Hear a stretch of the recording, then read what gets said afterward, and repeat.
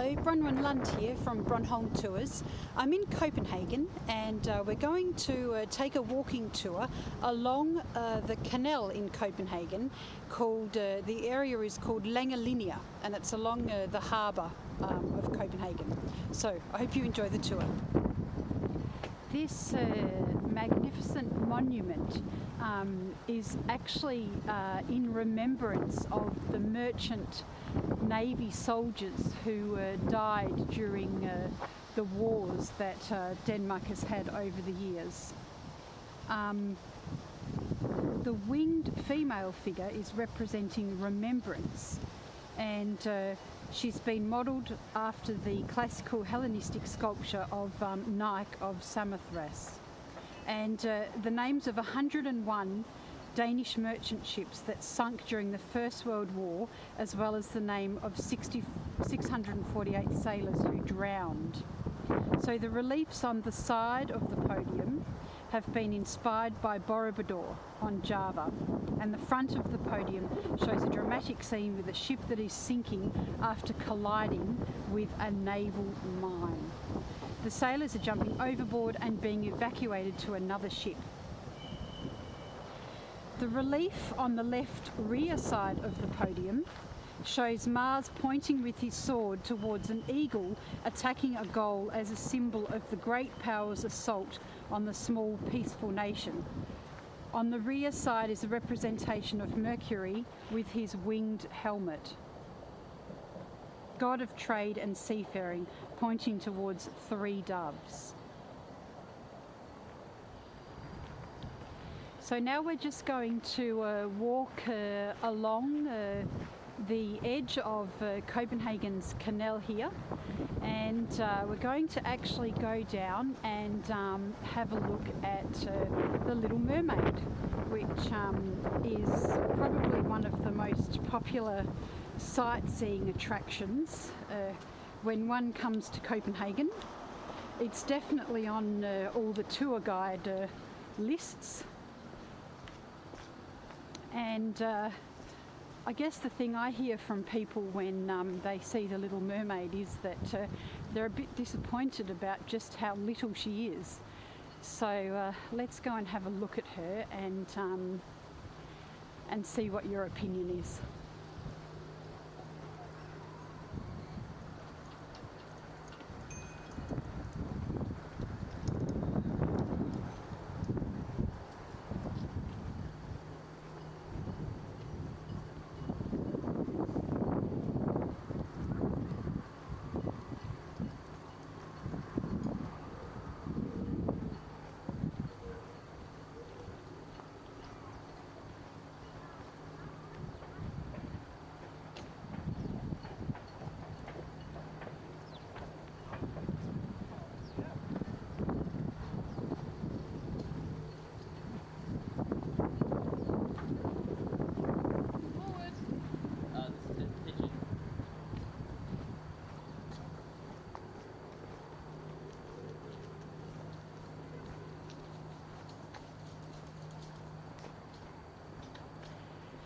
As we come out onto the edge of the canal, we'll actually be able to see all the way to the exit of the canal where the North Harbour is,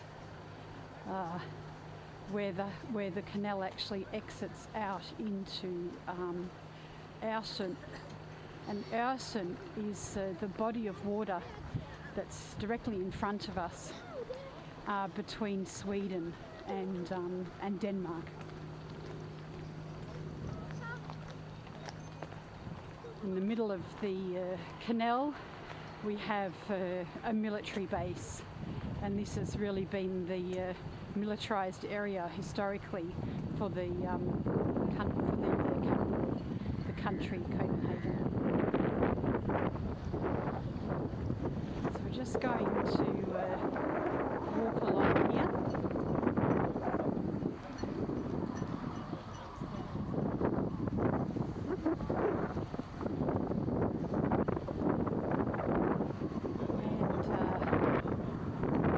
Just as we come around the bend here, the Mermaid coming to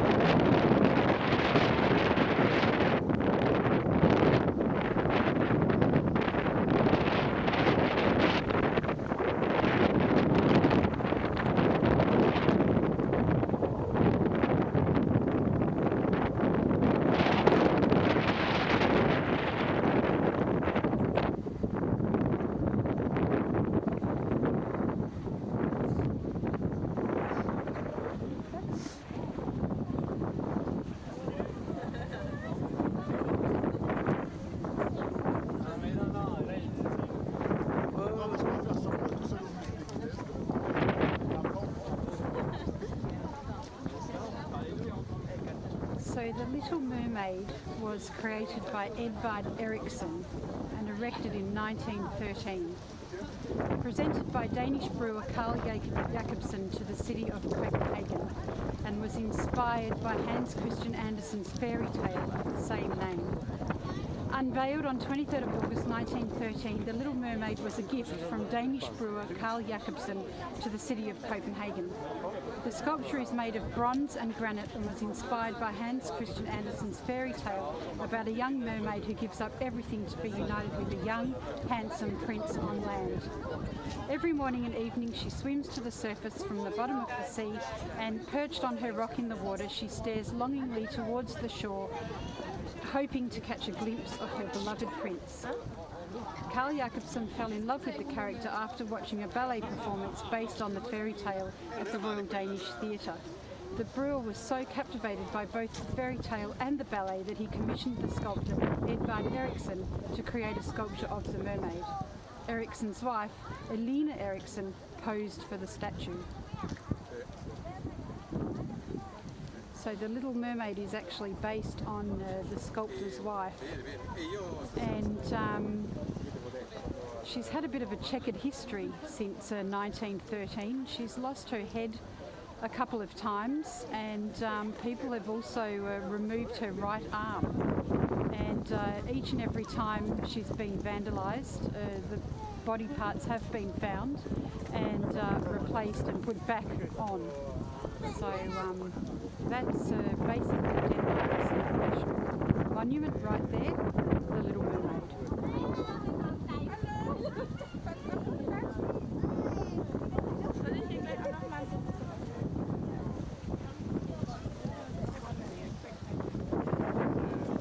So we'll continue along Langelinie now and have a look at a couple of the other interesting monuments and attractions along this way.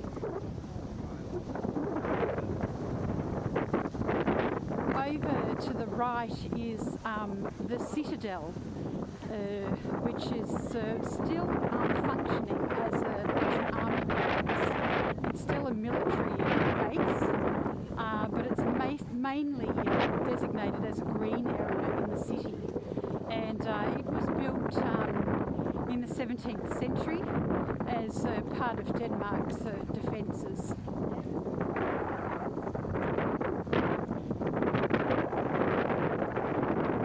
Directly in front of us is a reception centre, and that was actually designed by a very famous Danish architect called Arne Jacobsen, and he was quite a pioneer for his time when he was designing these buildings, and he's actually been responsible for a lot of building design up in the northern part of Copenhagen, where the wealthy suburbs are.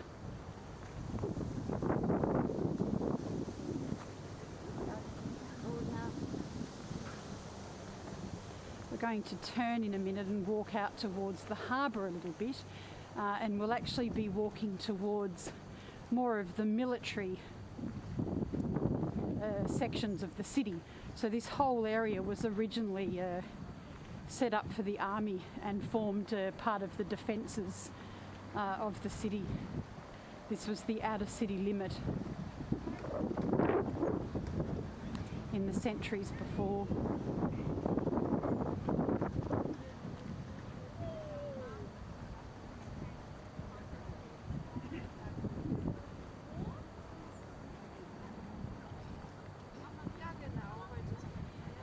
Going to walk through this small park here and have a look at this monument, which is from 1713, and I'm assuming that it is a monument for one of the wars that Denmark has fought in.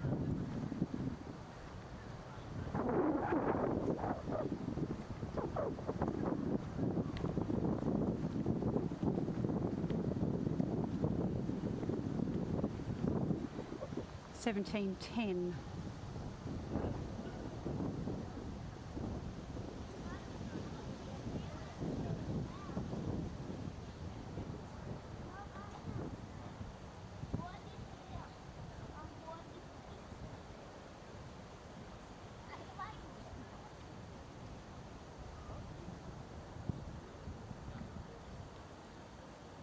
So this is actually called Langelinie Park, and this is the Ivar Huitfeldt Memorial.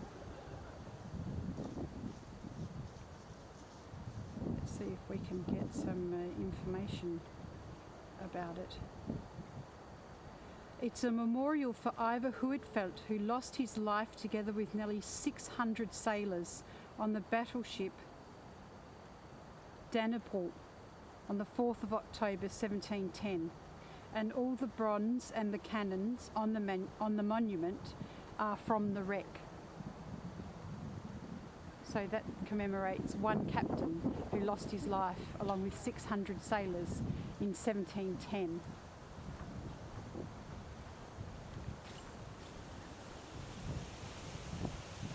Going to go up the stairs here now and just enjoy a view, another view out across the canal.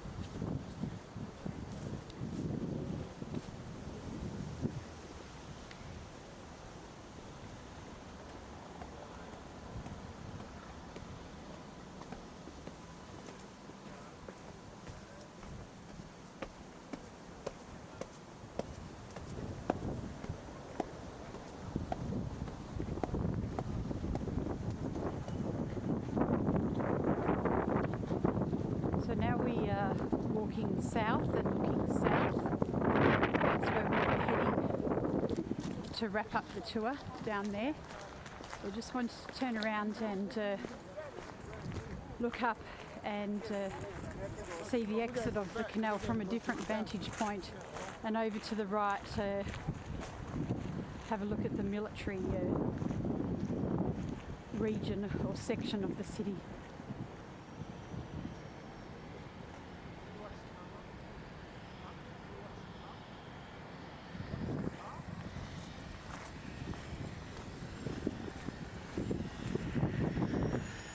Now over here we have a monument to Princess Maria. She was one of Denmark's princesses.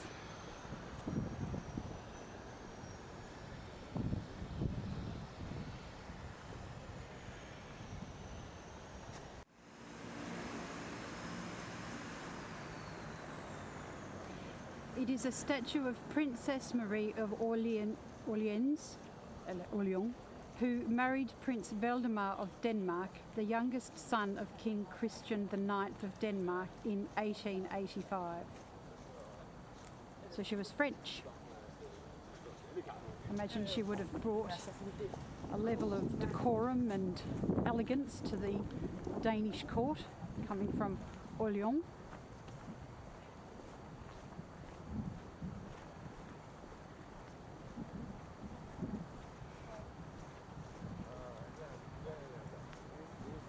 As you can see from the trees, we are well into autumn.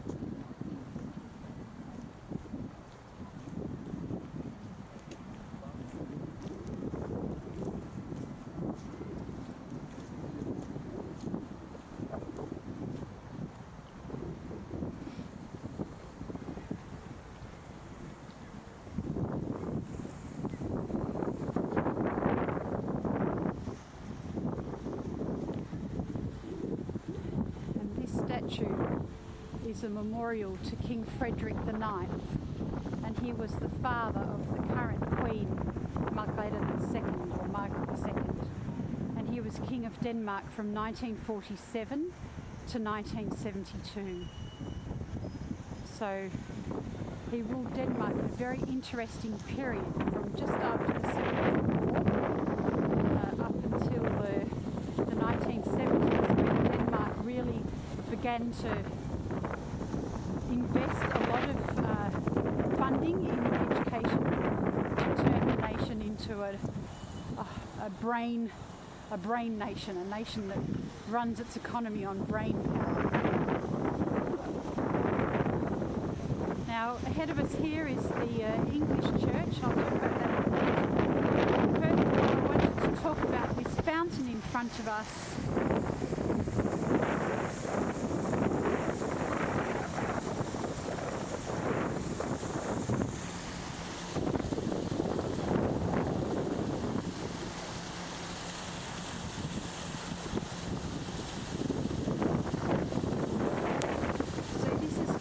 Gefion fountain, and I think it's spraying water on the camera, so we'll see how it goes.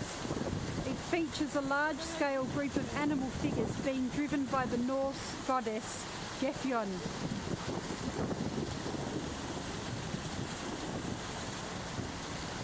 The fountain depicts the mythical story of the creation of the island of Zealand on which Copenhagen is located. The legend appears in Ragnar's Drapa, a 9th century Skaldic poem recorded in the 13th century Prose Edda, and in the Ynglinga saga as recorded in Snorri Sturluson's 13th century Hjelmskringla. According to the saga, the Swedish king Gulfi promised Gefion the territory she would plough in a night. She turned her 4 sons into oxen, and the territory they ploughed out of the earth was then thrown into the Danish Sea between Scania and the island of Fyn. The whole became a lake called Logren and Leginum. Snorri identifies the Lake Loggen as the Lake of Old Sigtuna west of Stockholm.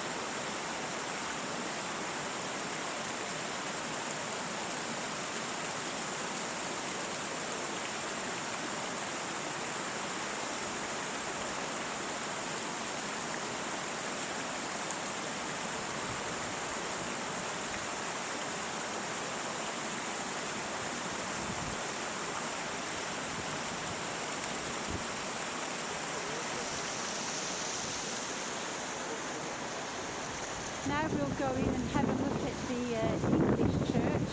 It's called St Albans Church, and it's situated next to a park which is called Churchill Park, after, of course, the Prime Minister who led Britain through the Second World War. The church is not open today, so we'll just take a little walk around the park and head back out to the harbour and wrap up the tour there. St Albans Church, locally often referred to simply as the English Church, is an Anglican church in Copenhagen, Denmark. It was built from 1885 to 1887 for the growing English congregation in the city. It was designed by Arthur Blomfield as a traditional English parish church in the Gothic Revival style. It is in a peaceful park setting at the end of Amaliagade in the northern part of the city centre, next to the citadel.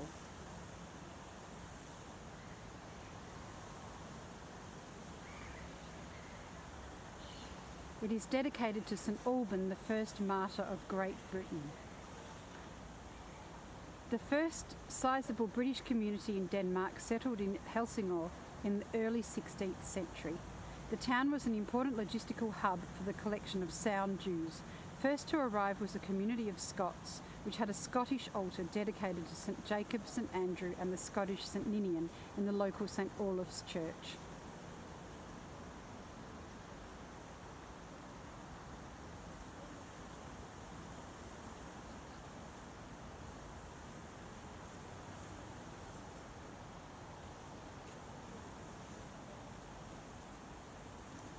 Up through the 19th century, the English community in Copenhagen grew as the city's significance as a centre of commerce increased.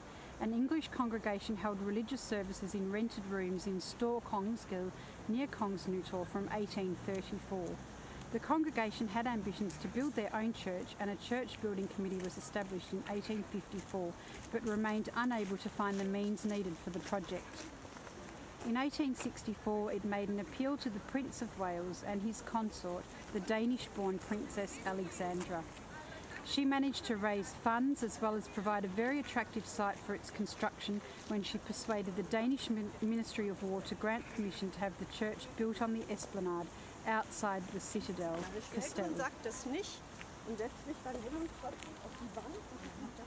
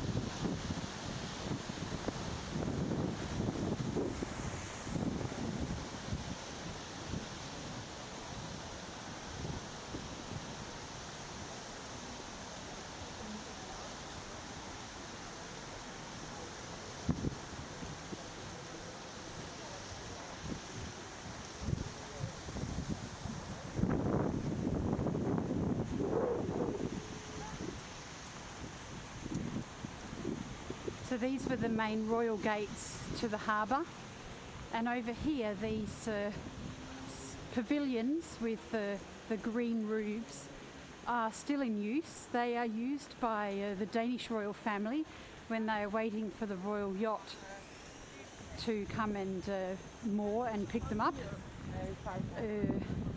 And the royal yacht is called the Dannebrog, which is the name of the Danish flag. Behind us we have a wonderful example of a classic customs house.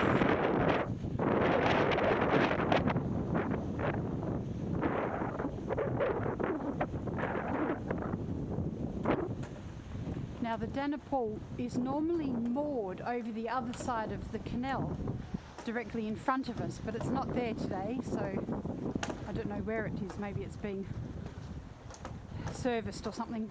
But directly in front of us, as you can see, is a military or a naval vessel, and this is where the barracks of the military and naval officers are.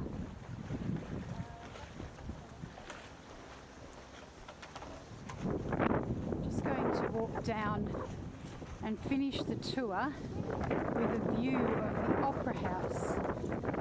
And the Opera House was actually a gift to the Danish people from Maersk, and it was mainly funded by Maersk. And you can actually see that the building over that side of these blue demountables has Maersk written on it, and Maersk is of course a very successful shipping company for Denmark. And we often see the containers all over the world. And Maersk is actually one of Denmark's biggest employer.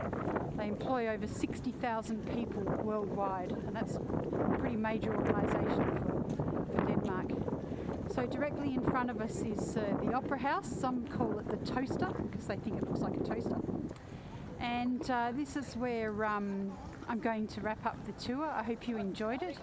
If you did, please don't forget to like, comment, share and subscribe. It goes a long way to helping the channel. This is Bronwyn Lund from BronHolm Tours, signing off. Bye for now.